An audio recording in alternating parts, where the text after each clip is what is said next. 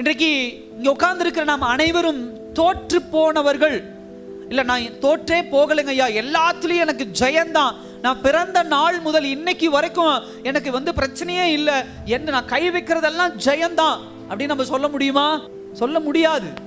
இன்றைக்கும் சரி, நேற்றும் சரி, நாளைக்கும் சரி, ஏதோ ஒரு விஷயத்துல தோற்று போய்கிட்டு தான் இருக்கிறோம்.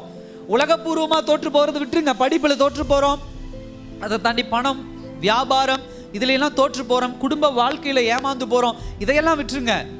ஆவிக்குரிய வாழ்க்கையிலே இங்க உட்கார்ந்து இருக்கிற நீங்கள் ஆகட்டும், நானாகட்டும், எல்லோரும் தோற்று போறோம். ஏதோ ஒரு இடத்துல தேவனுக்கு விரோதமா பாவம் செய்யறோம், தேவனுக்கு உண்மையா நாம இல்ல, குற்ற உணர்ச்சி நமக்கு உண்டு.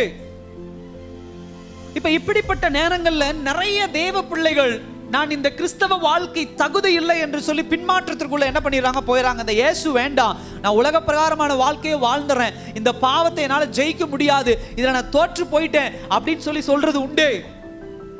இங்க பேதுரு அப்படிப்பட்டவன் தான். அழைக்கப்பட்ட நாள் முதலாக இயேசு கிறிஸ்துவிடத்துல பல விஷயங்களை தோற்று போன ஒரு ஆள்.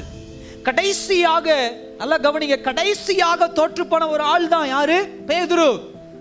ஆனா உயிர்த்தெழுந்த செய்தியை தோற்று போன பேதுருவின் பேரை சொல்லி போய் அவங்கிட்ட சொல்லு அப்படின்னு ஆண்டவர் சொல்றாருன்னா, அந்த கர்த்தரின் அன்பை தான் இன்னைக்கு நம்ம ஆழமா நம்ம என்ன பண்ண போறோம், நம்ம தியானிக்க போகிறோம். அல்லேலூயா.